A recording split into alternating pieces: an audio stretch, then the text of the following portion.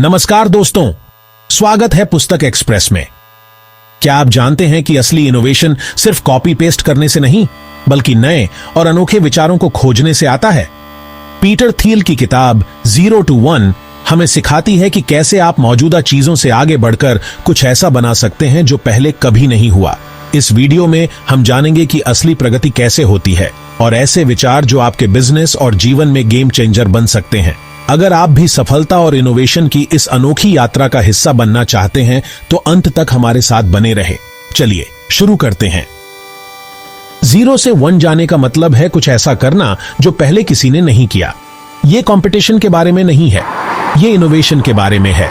कुछ बिल्कुल नया बनाने के बारे में है जो गेम बदल दे। जब आप 0 से 1 जाते हैं तो आप बस जो पहले से है उसे इंप्रूव नहीं कर रहे होते, आप कुछ ऐसा इन्वेंट कर रहे होते जो पहले एग्जिस्ट ही नहीं करता था। ये अपना रास्ता खुद बनाने जैसा है। सोचो, आप एक घने जंगल से गुजर रहे हैं जहां कोई रास्ता नहीं है। आपका हर कदम एक नई खोज है, एक नई संभावना। यही 0 to 1 माइंडसेट का असली मतलब है। यही पीटर थियल की किताब 0 to 1 का मूल है। थियल इस बात पर जोर देते हैं कि असली इनोवेशन तब आती है जब हम आम रास्ते से हटकर नए रास्तों पर चलते हैं। पीटर थियल इनोवेशन के बारे में बहुत कुछ जानते हैं। पेपैल के को फाउंडर और फेसबुक में शुरुआती इन्वेस्टर होने के नाते उनके पास ग्राउंड ब्रेकिंग आइडियाज को पहचानने और आगे बढ़ाने का अच्छा ट्रैक रिकॉर्ड है। उन्होंने पेपैल को को फाउंड किया और फेसबुक में शुरुआती इन्वेस्टमेंट की। इन कंपनीज ने एग्जिस्टिंग फाइनेंशियल सर्विसेज या सोशल नेटवर्क्स को सिर्फ इंप्रूव ही नहीं किया, बल्कि उन्हें रीडिफाइन किया। वो अलग तरीके से सोचने में बहुत यकीन रखते हैं। थियल एंटरप्रेन्योर्स को यह सवाल पूछने के लिए इनकरेज करते हैं, कौन सी वैल्यूएबल कंपनी है जो कोई नहीं बना रहा। यह सवाल आपको छोटे मोटे इंप्रूवमेंट से आगे सोचने और कुछ यूनिक बनाने पर फोकस करने के लिए प्रेरित करता है। ज्यादातर बिजनेसेस कंपटीशन से थोड़ा बेहतर बनने की कोशिश करते हैं। वो छोटे मोटे इंप्रूवमेंट्स पर फोकस करते हैं, जैसे कोई नया फीचर ऐड करना या कॉस्ट थोड़ी कम करना। ये 1 से N अप्रोच है। ये उस चीज को लेने के बारे में है जो ऑलरेडी एग्जिस्ट करती है और उसे स्टेप बाय स्टेप बेहतर बनाना। हालांकि इससे सक्सेस मिल सकती है, लेकिन अक्सर इसका रिजल्ट कड़ी कंपटीशन और कम रिटर्न्स होता है। लेकिन थियल का कहना है कि असली प्रोग्रेस कुछ बिल्कुल नया क्रिएट करने से आती है। भरे हुए मार्केट्स में कंपीट करने के बजाय क्यों ना अपना मार्केट खुद बनाया जाए। यह है 0 to 1 अप्रोच। जरा सोचो, क्या आप अपने शहर के सैकड़ों रेस्टोरेंट्स के साथ कंपीट करना चाहेंगे? हर कोई थोड़े बेहतर खाने या सर्विस के साथ दूसरे से आगे निकलने की कोशिश कर रहा है। या कुछ इतना यूनिक इन्वेंट करो कि आप टाउन में अकेले प्लेयर बन जाओ। इमेजिन करो, एक ऐसा नया क्विजीन क्रिएट करना जो किसी ने पहले कभी टेस्ट नहीं किया। अचानक आप बस एक और रेस्टोरेंट नहीं रह जाते, आप एक डेस्टिनेशन बन जाते हैं। थियल कहते हैं, एक मोनोपोली बनाओ, लेकिन साइज या पावर के जरिए डोमिनेट करने के ट्रेडिशनल सेंस में नहीं। अब मोनोपोलीज का नाम खराब है। हम उन्हें लालची कॉर्पोरेशंस के रूप में सोचते हैं जो कंपटीशन को रोकते हैं और कस्टमर्स का शोषण करते हैं। हम उन्हें लालची कॉर्पोरेशंस के रूप में सोचते हैं। अक्सर ऑयल कंपनीज और बड़ी कॉर्पोरेशंस की इमेजेस दिमाग में आती हैं, जो लोगों से ज्यादा प्रॉफिट्स को इंपॉर्टेंस देते हैं। लेकिन थियल कस्टमर्स का शोषण करने की बात नहीं कर रहे हैं। वो इतनी वैल्यू क्रिएट करने की बात कर रहे हैं कि आप ऑब्वियस चॉइस बन जाएं। जब आप कुछ ट्रूली यूनिक और वैल्यूएबल ऑफर करते हैं तो कस्टमर्स नेचुरली आपकी तरफ अट्रैक्ट होते हैं। सर्च के लिए गूगल या ऑनलाइन शॉपिंग के लिए Amazon के बारे में सोचो। इन कंपनीज ने एग्जिस्टिंग मार्केट्स में एंटर ही नहीं किया, उन्होंने नए मार्केट्स क्रिएट किए। इन कंपनीज ने कुछ ट्रूली इनोवेटिव और वैल्यूएबल ऑफर करके अपने मार्केट्स में डोमिनेट किया। उन्होंने सिर्फ कंपीट नहीं किया, उन्होंने गेम को रीडिफाइन किया। यही 0 to 1 माइंडसेट की पावर है। 0 to 1 माइंडसेट स्टेटस क्वो को चैलेंज करने के बारे में है। ये उन बैरियर्स को ब्रेक करने और उन वॉल्स को गिराने के बारे में है जो क्रिएटिविटी और इनोवेशन को लिमिट करते हैं।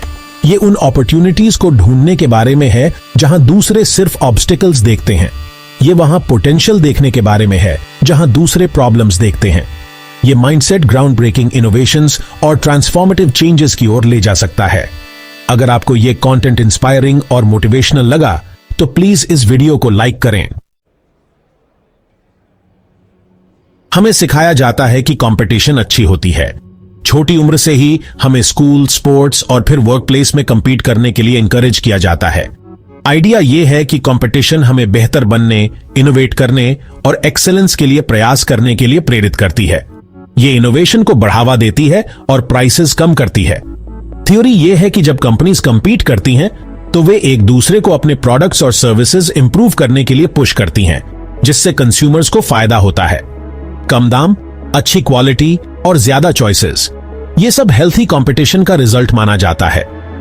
लेकिन क्या होगा अगर कंपटीशन असल में हमें पीछे खींच रही है? क्या होगा अगर इनोवेशन को बढ़ावा देने की बजाय ये एक ऐसा एनवायरनमेंट क्रिएट कर रही है जहां हर कोई बस एक दूसरे से थोड़ा सा आगे निकलने की कोशिश कर रहा है?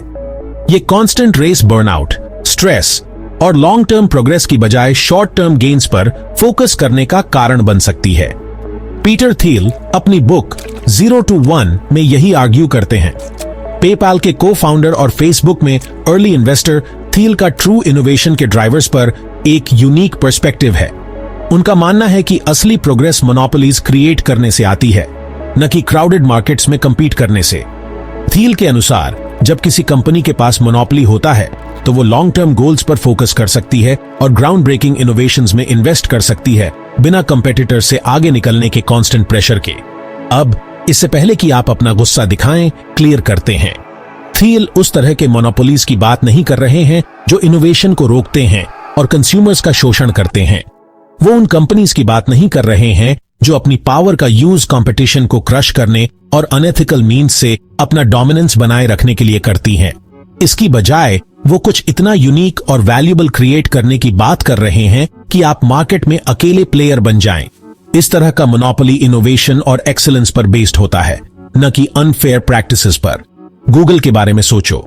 वो सर्च में डोमिनेट करते हैं क्योंकि उन्होंने एक ऐसा प्रोडक्ट बनाया जो कंपटीशन से बहुत आगे है। उनका सर्च इंजन इतना इफेक्टिव और यूजर फ्रेंडली है कि ये दुनिया भर के बिलियंस ऑफ लोगों के लिए गो टू चॉइस बन गया।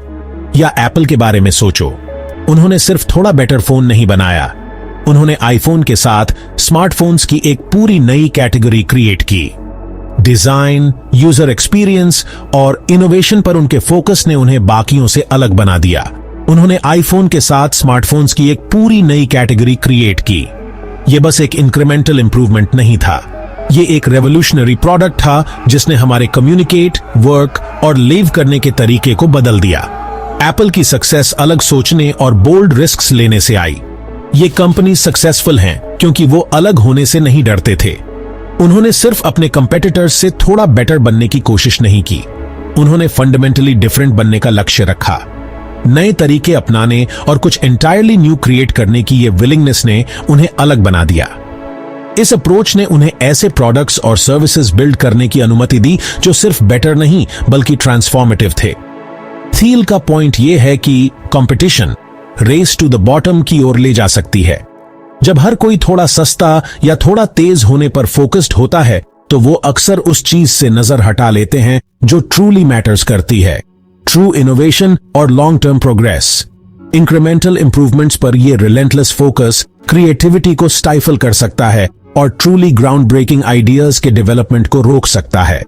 जब कंपनीज जबरदस्त कंपटीशन में फंसी होती हैं, तो वो अक्सर लॉन्ग टर्म विजन के ऊपर शॉर्ट टर्म गेन्स को प्रायोरिटाइज करती हैं। ये स्ट्रेस, बर्नआउट और डिमिनिशिंग रिटर्न्स के साइकिल का कारण बन सकता है। जब आप मोनोपोली क्रिएट करते हैं, तो आप उस चीज पर फोकस करने के लिए फ्री होते हैं जो ट्रूली मैटर्स करती है, बेस्ट पॉसिबल प्रोडक्ट या सर्विस बिल्ड करना।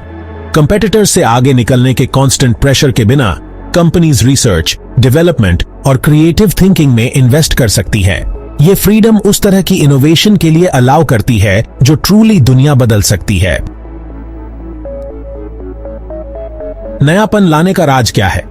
पीटर थियल के हिसाब से राज छुपी हुई बातों को ढूंढने में है।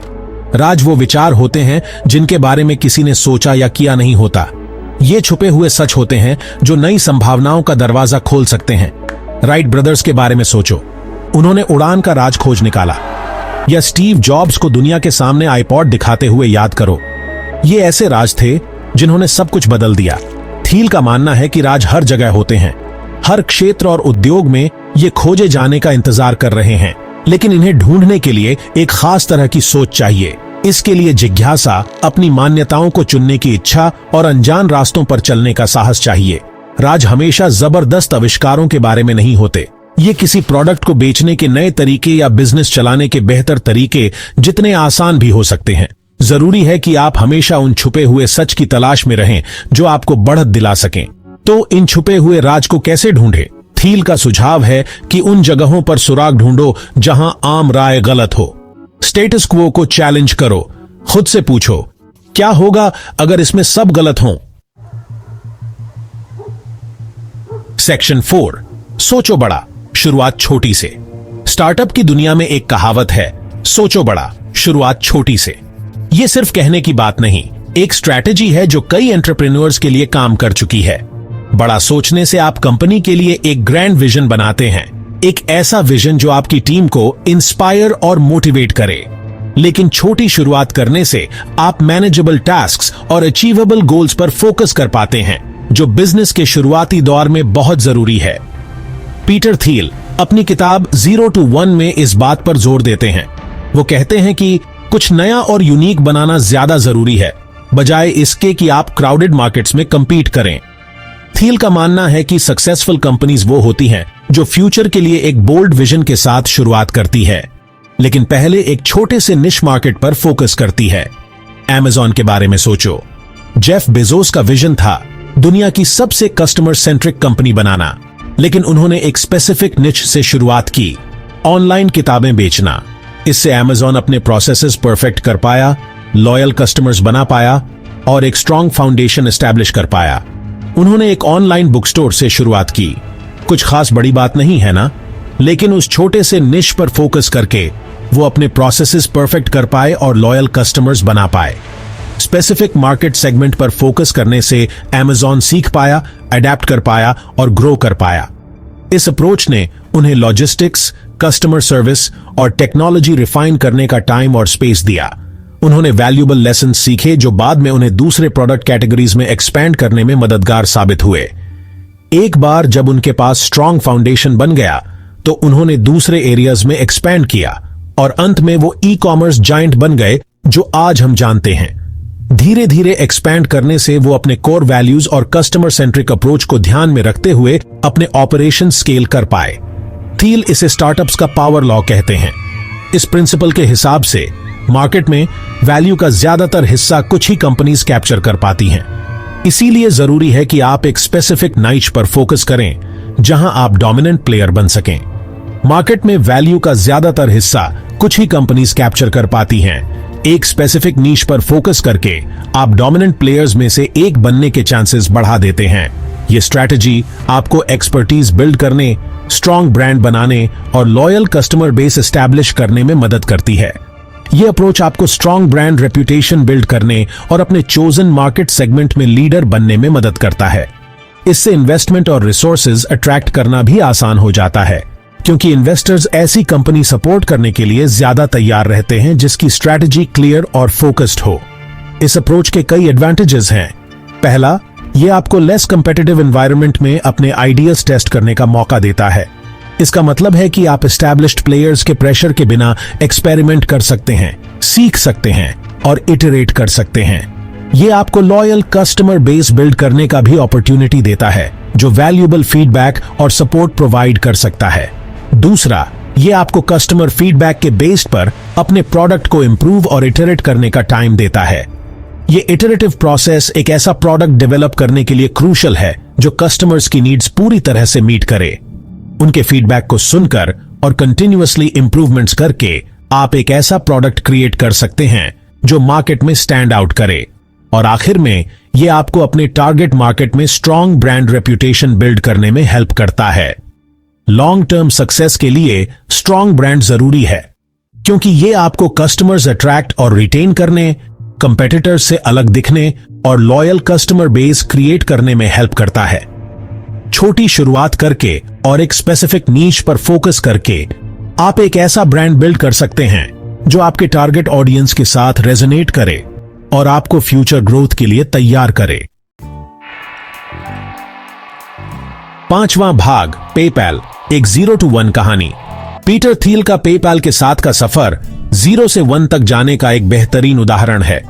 1999 के आखिर में ऑनलाइन पेमेंट का बुरा हाल था। लोग ऑनलाइन अपनी क्रेडिट कार्ड की जानकारी देने से डरते थे। थील और उनके साथियों ने एक नई चीज बनाने का मौका देखा, ऑनलाइन पैसे भेजने और लेने का एक सुरक्षित और आसान तरीका। उन्होंने पहले से मौजूद बैंकों या फाइनेंशियल इंस्टीट्यूशंस से मुकाबला करने की कोशिश नहीं की। उन्होंने एक बिल्कुल नई कैटेगरी बनाई। पेपैल शुरुआत में ईबे यूजर्स के एक छोटे से ग्रुप में पॉपुलर हुआ, लेकिन जैसे ही लोगों को पता चला कि यह कितना आसान और सिक्योर है, यह जल्दी ही फेमस हो गया। पेपाल के साथ थील के एक्सपीरियंस ने उन्हें टाइमिंग, टीम बिल्डिंग और एक ऐसी प्रोडक्ट बनाने के महत्व के बारे में बहुत कुछ सिखाया जो एक असली प्रॉब्लम को सॉल्व करती हो। उन्होंने सीखा कि एक सक्सेसफुल कंपनी बनाना सिर्फ एक अच्छा आइडिया होना ही काफी नहीं है, बल्कि एग्जीक्यूशन, परसिवियरेंस और थोड़ा लक भी जरूरी है। पेपाल की कहानी अलग ढंग से सोचने और स्टेटस क्वो को चैलेंज करने की ताकत का प्रमाण है। ये एक याद दिलाता है कि भीड़ भाड़ वाले इंडस्ट्रीज में भी इनोवेशन के लिए हमेशा जगह होती है। तो दोस्तों, आज हमने पीटर थील की 0 to 1 से सीखा कि असली प्रगति तब होती है जब हम कुछ नया और अनोखा बनाते हैं। इनोवेशन और सफलता के इन गहरे विचारों को अपने जीवन में उतारने की कोशिश करें। अगर आपको यह वीडियो पसंद आया तो इसे लाइक करें, अपने सुझाव और विचार कमेंट में साझा करें और पुस्तक एक्सप्रेस को सब्सक्राइब करना न भूलें। अगली बार फिर मिलेंगे एक और प्रेरक किताब के साथ। धन्यवाद।